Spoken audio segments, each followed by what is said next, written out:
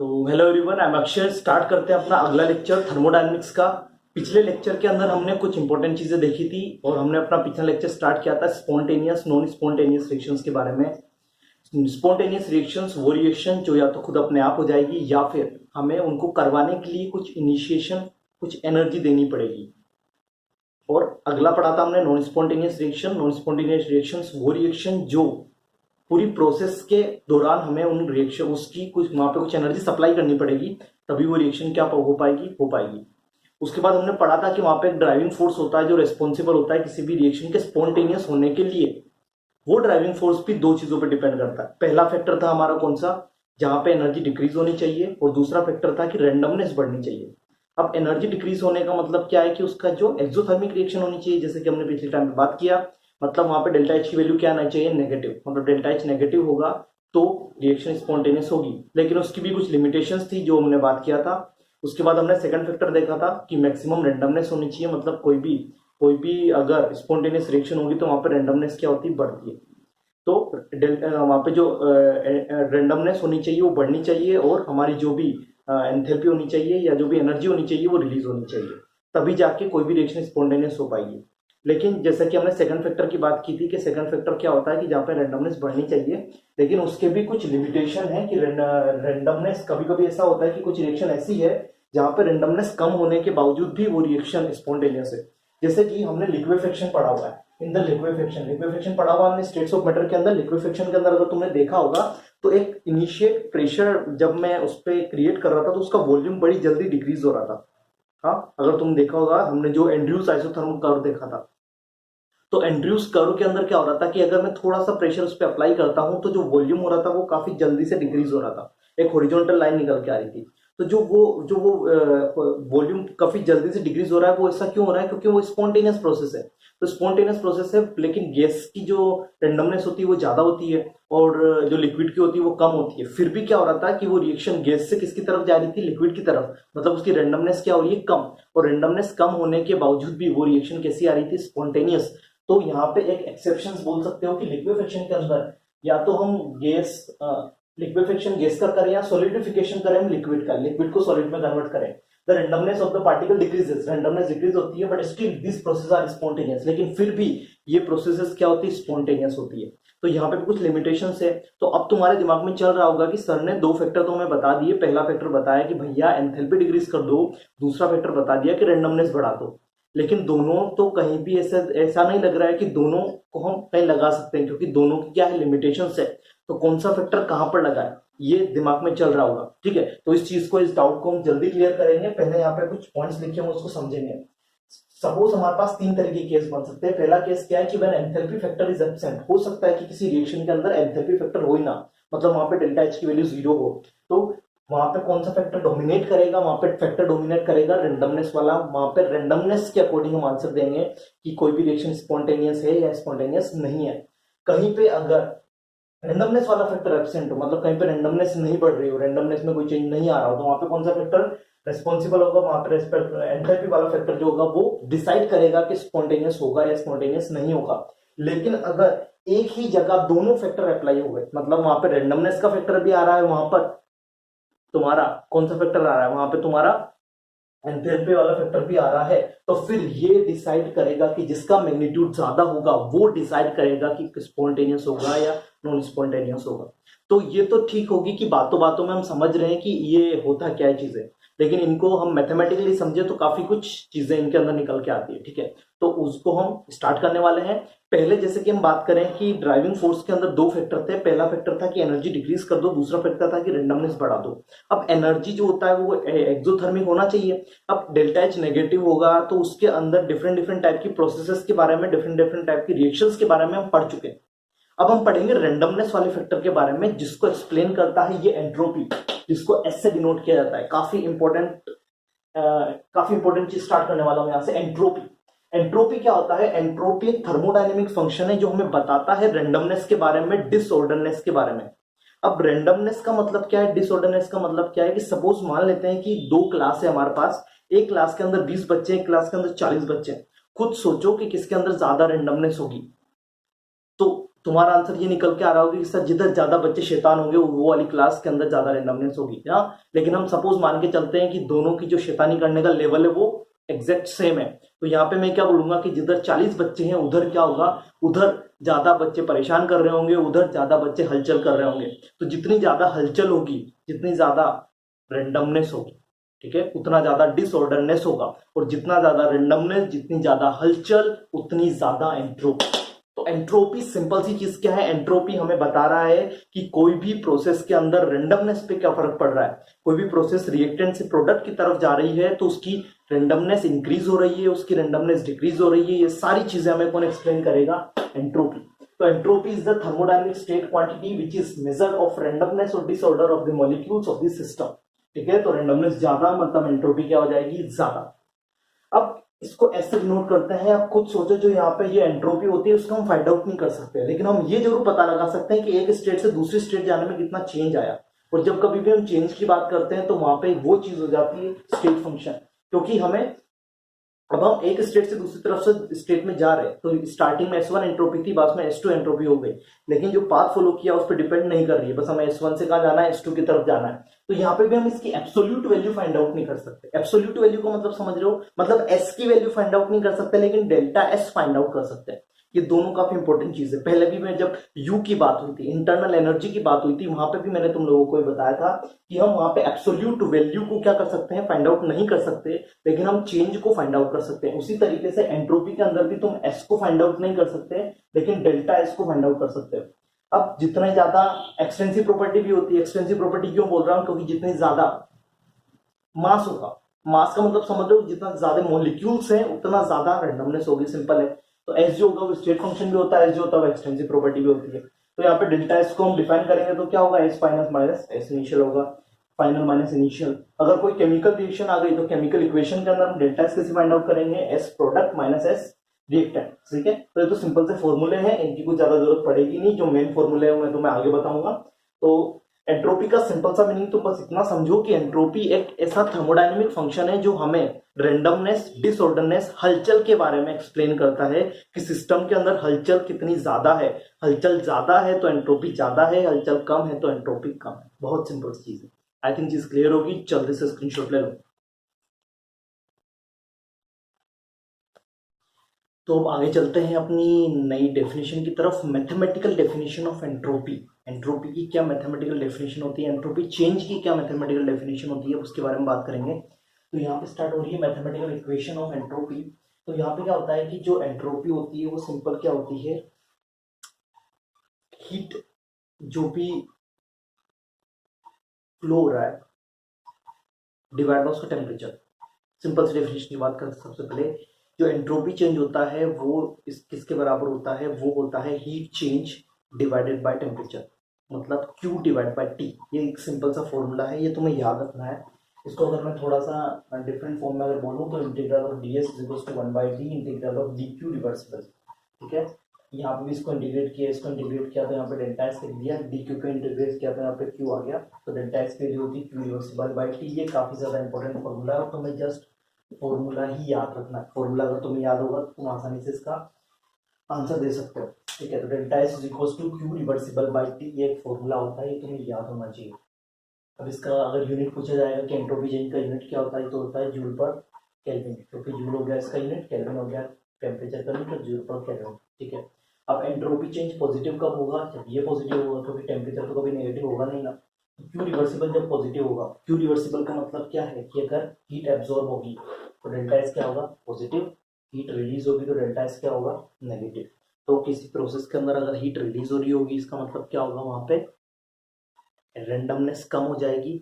अगर कहीं पे हीट एब्जॉर्ब हो रही होगी, इसका क्या मतलब है, वहां पे रेंडमनेस बढ़ रही होगी। ठीक है, आगे चलते हैं। इसके बाद entropy change in reversible process. अब दो प्रोसेस के अंदर मैं एंट्रोपी चेंज देखूंगा, एक रिवर्सिबल प्रोसेस के अंदर, एक इरिवर्सिबल प्रोसेस के अंदर। ठीक है, तो पहले हम चलते हैं entropy change in reversible process.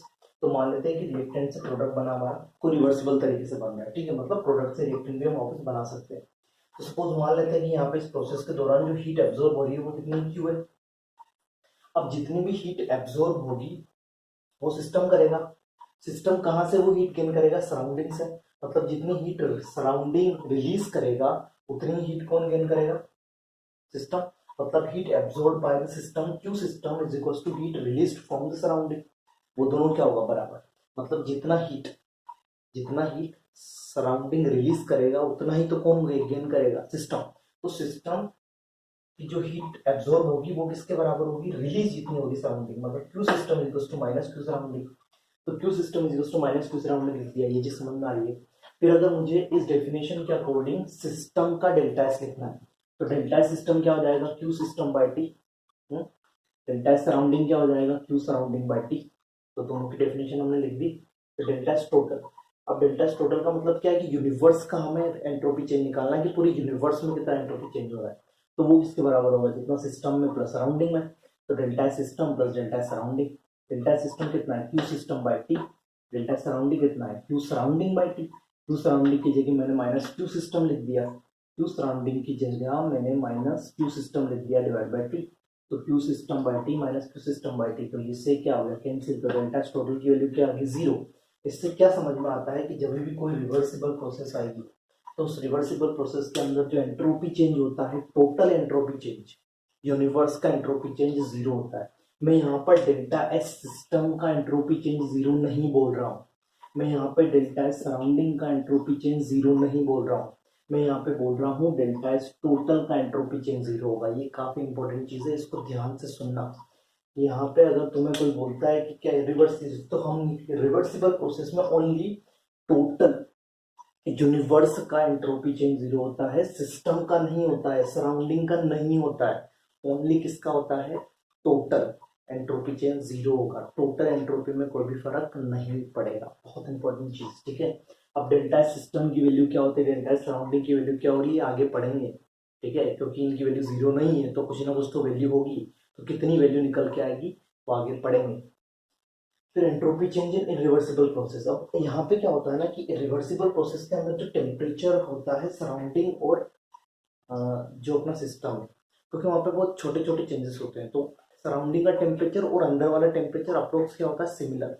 तो मैंने यहाँ पे जो टी लिया है वो इन दोनों के लिए क्या लिया है, सिमिलर। लेकिन इरिवर्सिबल के अंदर तो बहुत बड़ा चेंज होता है, बड़ा चेंज होता है मतलब सिस्टम का टेम्परेचर और सराउंडिंग का टेम्परेचर में काफी डिफरेंस होगा। तो सिस्टम का टेम्परेचर T1 है, सराउंडिंग का टेम्परेचर T2 है, और मैं यहाँ पे मान रहा हूँ कि T1 ग्रेटर देन T2 दिया हुआ है, ठीक है। तो heat transferred from system to surrounding, अब हमें पता है कि हाई टेम्परेचर से लो टेम्परेचर की तरफ हीट ट्रांसफर होता है। तो हाई टेम्परेचर T1 है, T2 लो टेम्परेचर, तो T1 से T2 मतलब हीट ट्रांसफर हो रहा है फ्रॉम सिस्टम टू सराउंडिंग। ये चीज क्लियर हो रही है, आगे चलते हैं। तो डेल्टा एस सिस्टम क्या हो जाएगा, minus Q by T1, delta S surrounding क्या हो जाएगा, ये हो जाएगा sorry plus Q by T2, क्योंकि सराउंडिंग हीट एब्जॉर्ब कर रहा है तो उसका प्लस आएगा। तो delta S total is equal to delta system plus delta surrounding, तो minus Q by T1 plus Q by T2, Q common निकाला तो Q into T1 minus T2 divide by T1 T2, simple सा maths use किया है। अब हमें पता है कि T1 ग्रेटर देन T2 है, मतलब T1 ग्रेटर देन T2 है तो T1 माइनस T2 क्या होगा, पॉजिटिव। ये वैल्यू पॉजिटिव, ये क्यू भी क्या होगा एक तरीके से पॉजिटिव। तो डेल्टा एस की वैल्यू क्या होगी, ग्रेटर देन जीरो, क्योंकि ये पूरी की पूरी वैल्यू क्या है, पॉजिटिव है, मतलब डेल्टा एस टोटल क्या है, पॉजिटिव। तो डेल्टा एस पॉजिटिव किस में आ रहा है, जो रिवर्सिबल प्रोसेस है। तो जब रिवर्सिबल प्रोसेस होता है तो डेल्टा एस टोटल जीरो आता है, और जब इरिवर्सिबल प्रोसेस होता है तो delta S total greater than zero आता है। ये दोनों अलग अलग चीजें हैं। तो अगर रिवर्सिबल प्रोसेस में बोलेगा तो डेल्टा एस टोटल जीरो होगा, डेल्टा एस सिस्टम जीरो नहीं होगा। डेल्टा एस टोटल जीरो होगा, डेल्टा एस सराउंडिंग जीरो नहीं होगा, ठीक है। ये चीज इंपॉर्टेंट है, यहाँ पर टोटल ग्रेटर देन जीरो होता है, ठीक है। डेल्टा एस सिस्टम की कुछ अलग वैल्यू, डेल्टा एस सराउंडिंग की कुछ अलग वैल्यू, ठीक है। तो जल्दी से इस चीज को नोट डाउन कर लेंगे, फिर इसके आगे चीजों को देखते हैं।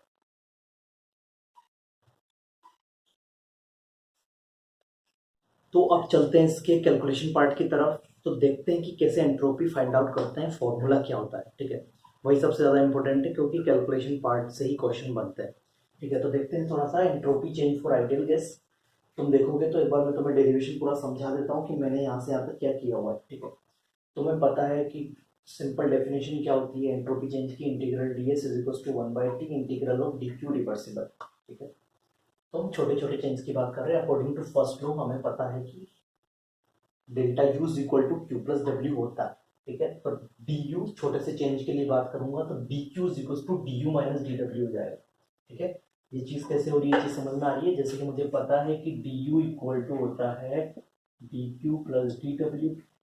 ठीक है, तो मुझे डी क्यू चाहिए, तो डी क्यू चाहिए तो डी डब्ल्यू को इधर लेके आना पड़ेगा, तो D Q is equal to हो जाएगा D U minus D W. तो वही चीज मैंने यहाँ पे लिखी होगी। ठीक है, नई चीज क्लियर होगी तो बट मैं समझा दिया। ठीक है, तो डी क्यू जो यहाँ पे डी क्यू की जगह मैंने यहाँ पे वैल्यू रख दी D U minus D W. तो integral of D S is equal to 1/t D U minus D W. अब डी यू की वैल्यू हमें पता होती है कि डेल्टा यू, अगर तुम्हें पता होगा तो एनसीवी डेल्टा टी होता है, लेकिन छोटा सा चेंज है। तो डी यू इक्वल टू मैंने एनसीवी डी टी लिख दिया। डी डब्ल्यू क्या होता है minus P D V. P क्या होता है NRT by V, NRT by V को मैंने यहाँ पे पुट किया तो डी डब्ल्यू निकल के आ गया minus NRT by V D. ये चीज क्लियर हो रही है। यहाँ पे डी यू की वैल्यू एनसीवी डी टी, यहाँ पे डी डब्ल्यू की value minus NRT by D V, ये दोनों वैल्यूज मैंने यहाँ पे पुट किया। तो फ्रॉम इक्वेशन नंबर वन है integral of D S equals to 1/t integral of NCV D T, और ये नेगेटिव था और ये नेगेटिव मल्टीप्लीकेशन में चला गया, तो integral of NRT B divide by D T हो गया। ठीक है, फिर क्या किया मैंने इस 1/t को अंदर मल्टीप्लाई किया, तो मल्टीप्लाई करने पे इसको इंटीग्रेशन S1 टू S2, तो NCV D T by T, ये बाई टी हो गया, तो NCV D T by T हो गया प्लस एनआरटी, ये टी से ये टी कैंसिल हो गया, तो एनआर बाई वी डीवी बच गया, तो एनआर बाई वी डीवी बच गया इंटीग्रल v1 टू v2। ये चीज क्लियर है। तो इसको S1 से S2 का इंटीग्रेशन किया तो डेल्टा एस आ गया, T1 से T2 तक किया तो एनसीवी डी बाई टी, तो NR L N T2 by T1 NR L N V2 by V1। तो ये इक्वेशन निकल के आ गया। तो ये हमारा मेन फॉर्मूला डेल्टा एस का कि NCV L N T2 by T1 plus NR L N V2 by V1। तो एक तो ये फॉर्मूला तुम्हें याद रखना है, ये काफी ज्यादा इंपॉर्टेंट है, ये फॉर्मूला तुम्हें याद रखना है। अगली चीज हमें कहाँ से पता लगी, we know that for n equal to constant, n constant हो तो p1 v1 by t1 equals to p2 by t2 combined gas law लगता है। तो यहाँ से v2 बाई v1 की वैल्यू निकाली जो आ रही है p1 by p2 into t2 by t1। ठीक है, इस v2 बाई v1 की वैल्यू को मैंने यहाँ पुट किया। ठीक है, चेक करो, put this value in equation number 2, तो delta s is equals to NCV ln T2 by T1 तो सेम आ रहा है। ठीक है, V2 by V1 की जगह मैंने P1 by P2 into T2 by T1 put कर दिया।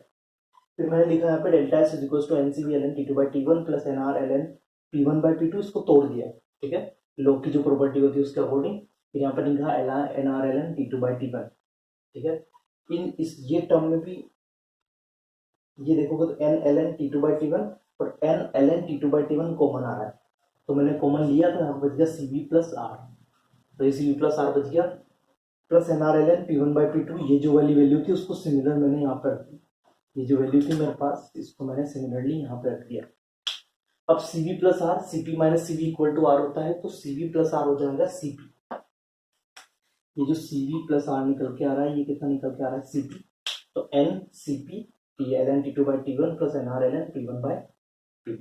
तो ये भी काफी इंपॉर्टेंट फॉर्मूला है। ये कब लगेगा, जब वॉल्यूम नहीं दिया हो और प्रेशर दिया हो तो ये लगा दोगे। ठीक है, वॉल्यूम दिया हो तो ये लगा दोगे। दोनों फॉर्मूले काफी ज्यादा इंपॉर्टेंट है।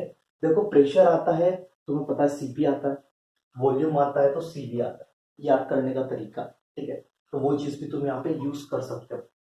अब अगर हमारे पास डिफरेंट प्रोसेस जैसे आइसोथर्मल है तो T1 इक्वल टू T2 क्योंकि टेम्परेचर कांस्टेंट, तो T1 बाई T2 की वैल्यू 1 तो ये वैल्यू हो जाएगी 0, तो बच के जाएगा ओनली ये, मतलब NR ln P1 by P2 बच जाएगा। तो आइसोथर्मल के अंदर अगर मैं डेल्टा एस निकालना है तो वो वैल्यू होगी NR ln P1 by P2। अब P proportional to 1 by V है, मतलब P1 बाई P2 की वैल्यू क्या होगी V2 बाई V1, तो ये वैल्यू किसके बराबर हो जाएगी NR ln V2 by V1 के।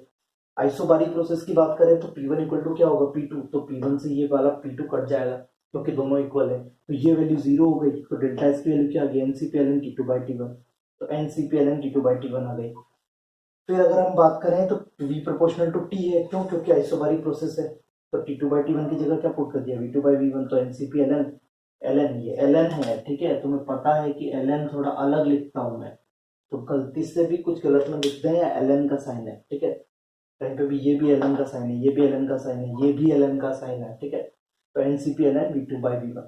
तो आइसोथर्मल के अंदर ये वैल्यू होगी, आइसोबारिक के अंदर ये वैल्यू होगी, ओवरऑल हमारे पास ये डेल्टा एस की वैल्यू होगी या फिर ये वैल्यू होगी। ये दोनों चीजें मैंने यहीं से निकाल के यहाँ पे पुट की है। ठीक है, तो अगर आइसोथर्मल आइसोबारिक वर्ड यूज करेगा तो तुम यहाँ से सीधे वैल्यू पुट कर सकते हो।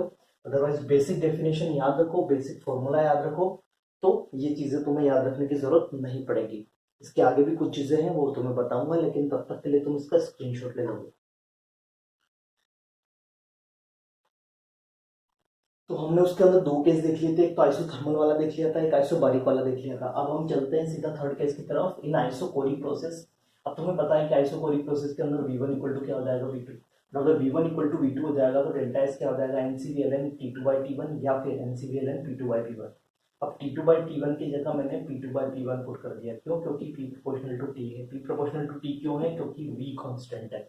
तो V कांस्टेंट है, तो V कांस्टेंट होने की वजह से T2/T1 की जगह मैंने क्या पुट कर दिया, P2/P1। तो अगर कोई मुझे आइसोकोरिक कोरिक प्रोसेस के अंदर अगर हम निकालने के लिए बोलेगा तो डेल्टा एस क्या हो जाएगा, NCVLN T2/T1 NCVLN P2/P1। अब एडियाबेटिक प्रोसेस के अंदर बात करें तो हमें पता है कि Q जीरो होता है। Q जीरो होता है तो delta S equal to Q/T और Q/T। तो Q अगर जीरो हो गया तो डेल्टा एस की वैल्यू क्या हो जाएगी, जीरो। और डेल्टा एस की वैल्यू जीरो हो गई मतलब एडियाबेटिक प्रोसेस के अंदर अगर हमें कोई पूछेगा तो हमेशा वहां पे डेल्टा एस की वैल्यू क्या निकल के आएगी, जीरो। तो आई थिंक चारों चीजें क्लियर होगी और किस तरीके से हमें वो यूज करना है फॉर्मूला, वो भी तुम्हें चीज समझ में आ गई होगी। ठीक है, अब आगे चलते हैं, entropy change during phase transition. Phase transition का मतलब क्या है कि फेज चेंज करना है। तो फेज चेंज करने में एंट्रोपी में कितना चेंज आता है ये बात कर रहे हैं हम। तो अगर हम बात करें कि स्टार्टिंग में हमारे पास अगर सॉलिड है, सॉलिड से लिक्विड में कन्वर्ट करना है तो क्या करना पड़ेगा, मेल्टिंग करनी पड़ेगी। अगर लिक्विड से गैस में जाना है तो वेपराइजेशन करना पड़ेगा। और अगर हमारे पास सॉलिड से सीधा पेपर्स के अंदर जाना है तो सब्लिमेशन करना पड़ेगा। तो यहाँ पे हम उन तीनों टाइप के एंट्रोपीज के बारे में पढ़ेंगे कि अगर हम तीनों तरीके से अगर फेज चेंज करते हैं तो एंट्रोपी में क्या फर्क पड़ेगा। तो फर्स्ट है हमारे यहाँ पे entropy of fusion. Entropy of fusion क्या होता है कि it is defined as the change in entropy when one mole of solid changes into liquid form at the melting temperature. Melting temperature पे अगर एक मोल सॉलिड को हम एक मोल लिक्विड में कन्वर्ट कर रहे हैं तो जो एंट्रोपी में चेंज आएगा उसी को क्या बोलेंगे हम, एंथैल्पी ऑफ फ्यूजन। तो डेल्टा एस फ्यूजन, यहाँ पे एंट्रोपी ऑफ फ्यूजन को क्या बोल रहा हूँ, डेल्टा एस फ्यूजन। चेंज कितना आएगा तो वो होगा delta S fusion upon TMP. TMP मतलब मेल्टिंग पॉइंट की बात कर रहा है। तो किसी भी जैसे पानी का मेल्टिंग पॉइंट कितना होता है, 0 डिग्री 273 केल्विन। मतलब यहाँ पे अगर पानी की बात होगी तो यहाँ पे 273 केल्विन पुट कर देंगे। डेल्टा एच फ्यूजन का मतलब क्या, डेल्टा एच फ्यूजन है कि मतलब वहां फ्यूज होने में कितनी एनर्जी लगी। अब फ्यूज होने में कितनी एनर्जी लगी ये मैंने तुम्हें कहीं पे बताया हुआ है। लेटेंट हीट पता है, लेटेंट हीट कब होता है, जब फेस चेंज होता है तो वहां पे कितना हीट लगा वो चीज हमें कौन बता रहा है, लेटेंट हीट। मतलब डेल्टा एच फ्यूजन की जगह हमें क्या पुट करना है, हमें लेटेंट हीट ऑफ फ्यूजन ही पुट करना है। जैसे Q equal to M L, तो एम एल की जो वैल्यू होगी वो यहाँ पे पुट होगी। ठीक है, तो सपोज कभी क्वेश्चन के अंदर क्या होता है कि वो तुम्हें एम एल मतलब लेटेंट हीट ऑफ फ्यूजन देके वो तुम्हें मास बोल देता है। ठीक है, तो उसके अकॉर्डिंग तुम्हें यहाँ पे डेल्टा एच फ्यूजन पुट करना है डिवाइड बाई टीएमपी, तो तुम्हारे पास डेल्टा एच फ्यूजन आ जाएगा। अगला चलते हैं एंट्रोपी ऑफ वेपराइजेशन। वेपराइजेशन के अंदर क्या होता है, लिक्विड कन्वर्ट होता है हमारा किसके अंदर, पेपर्स के अंदर। तो it is defined as the change in entropy when one mole of the liquid substance changes into vapours. एक मोल लिक्विड को कन्वर्ट कर रहे हैं हम वेपर्स के अंदर at its boiling point. Boiling point पे हमें क्या करना है, इसको चेंज करना है। तो डेल्टा एस वेपराइजेशन क्या हो जाएगा, delta H vaporisation upon delta S vaporisation is equal to delta H vaporisation divide by TMP. ठीक है, ये इक्वल टू का साइन है, कुछ अंधे लोगों को दिखेगा नहीं। ठीक है, तो delta H vaporisation divide by TMP. तो टीबीपी, टीबीपी क्या है, टीबीपी यहाँ पे बॉइलिंग पॉइंट, बॉइलिंग पॉइंट की बात कर रहा है यहाँ पे। तो टीबीपी हमारे पास क्या है यहाँ पे, बॉइलिंग पॉइंट। तो बॉइलिंग पॉइंट पे ही कितना यहाँ पे हीट एक्सचेंज होगा। तो ये कैसे निकालोगे, ये भी सिमिलर m इंटू एल करके, मतलब लेटेंट ऑफ फ्यूजन वाला फ्यूजन नहीं लगेगा, अब यहाँ पे लेटेंट ऑफ वेपराइजेशन लगेगा, जो चीज यहाँ पे यूज होगी तुम्हारी। तो वो delta H vaporisation is equal to delta H vaporisation divide by T. ठीक है, थर्ड है अपने पास entropy of sublimation. The entropy of sublimation is defined as a change in entropy. Entropy में change when one mole of solid, solid सीधा convert होगा किसमें, vapours के अंदर at a particular temperature. Delta S sublimation is equal to delta S sublimation divide by T. अब T कुछ भी हो सकता है। अब तुम खुद सोचो कि एंट्रोपी जब हम लिक्विड से, जब हम सॉलिड से लिक्विड में कन्वर्ट करते हैं तो उस पॉइंट को हम नाम देते हैं मेल्टिंग पॉइंट। लिक्विड से अगर गैस में कन्वर्ट करते हैं तो उसको बॉइलिंग पॉइंट बोलते हैं। लेकिन सब्लिमेशन के लिए से ऐसा कोई पर्टिकुलर टेम्परेचर होता नहीं है। तो यहाँ पे हम पर्टिकुलर टी जस्ट पुट करेंगे, टी की वैल्यू तुम्हें क्वेश्चन के अंदर दी होगी तो तुम वहां से आंसर निकाल सकते हो। तो ये कुछ तीन टाइप के फेस ट्रांजिशन से हम एंट्रोपी चेंज कर सकते हैं। पहला है एंट्रोपी फ्यूजन, वेपराइजेशन, सब्लिमेशन। थोड़ा सा अगर इसको अच्छे तरीके से समझे तो एक जो सॉलिड से लिक्विड में कन्वर्ट करने के लिए होता है वो एंट्रोपी ऑफ फ्यूजन है, लिक्विड से गैस में कन्वर्ट करना है तो वेपराइजेशन है, सीधा सॉलिड से गैस में वेपर में कन्वर्ट करना है तो सब्लिमेशन है। सिंपल क्या करना है उनका, heat exchange, Q by T तो लिखा हुआ है, क्यू बाई टी तो लिखा हुआ है, ये भी क्यू बाई टी तो लिखा हुआ है। क्यू क्या है यहाँ पे, हीट एक्सचेंज। जो हीट एक्सचेंज कितना होगा एक मोल को कन्वर्ट करने में, एम इंटू एल, मतलब वही लेटेंट हीट वाला कॉन्सेप्ट लगाना है। तो बस क्यू बाई टी कर दो, मतलब delta H fusion by T M P करोगे तो डेल्टा एच फ्यूजन आ जाएगा, delta H vaporisation upon T VP करोगे तो डेल्टा एच वेपराइजेशन आ जाएगा, और delta H sublimation divide by T करोगे तो डेल्टा एच सब्लिमेशन आ जाएगा।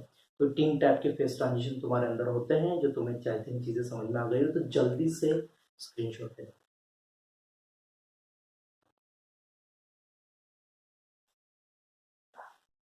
जाओ और जाके सॉल्व करो।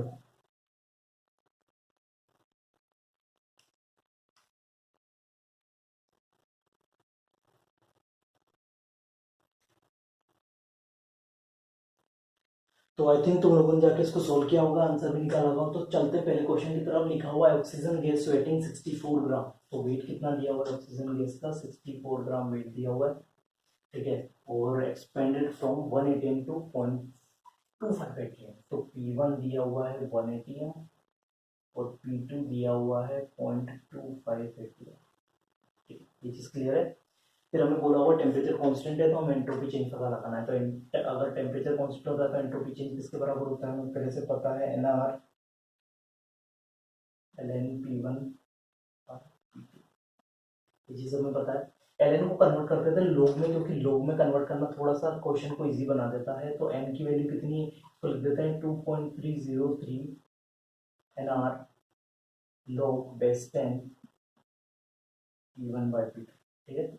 यहाँ पे 2.303 n की वैल्यू मोल्स निकालना है। n कितना है 64 बाय 32, मतलब आंसर कितना है 2 है। तो 2 इंटू आर कितना है 8.31। अगर जूल में फाइंड आउट करें log बेस 10 P1 कितना है 1.25, ये वैल्यू कितनी हो गई, ये वैल्यू हो गई log 4। अब log 4 को कैसे सोल्व करोगे, log 4 समझ में आ रहा है कैसे, 0.25 को मैंने 1/4 लिख दिया तो 1/4 ऊपर चला गया। log 4 को क्या लिख सकते हो, 2 log 2 लिख सकते हो ना।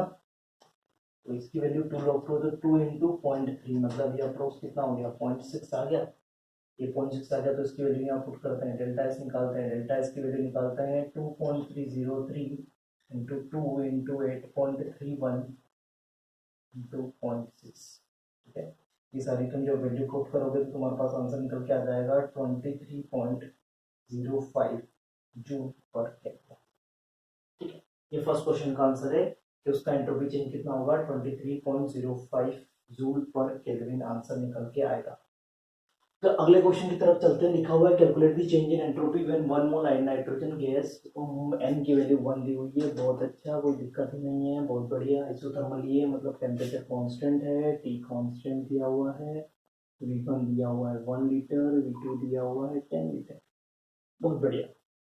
इसके बाद चलते हैं, अगर हमारा अगला क्वेश्चन है आइसोथर्मली, जिसका भी डेल्टा एस निकालना है। तो इसके अंदर अब हमें प्रेशर नहीं दिया, इसके अंदर हम हमें दिया है वॉल्यूम। तो वॉल्यूम वाला फॉर्मूला लगाएंगे, हम लगाएंगे NR ln V2 by V1। अब यहाँ पे भी लोग में कन्वर्ट कर देते हैं, तो लिख देते हैं 2.303 into NR log base 10 V2 by V1।